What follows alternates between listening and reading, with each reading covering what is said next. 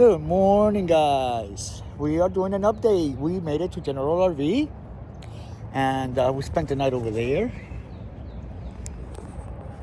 And we have a water pump that works. We have a slide that goes in.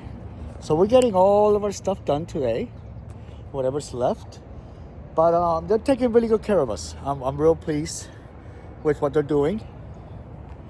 And say hi, Brian. Hi, Brian. I'm still not mad. But they're really taking good care of us, and I really appreciate it.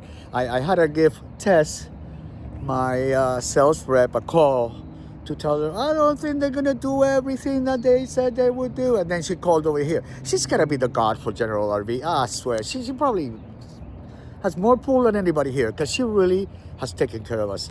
And Tess, if you're watching this, love you. Thank you so much for your help. And everybody at General RV, you guys are doing good. I'm pleased. I am pleased. So thank you very much. You guys be good. Say bye.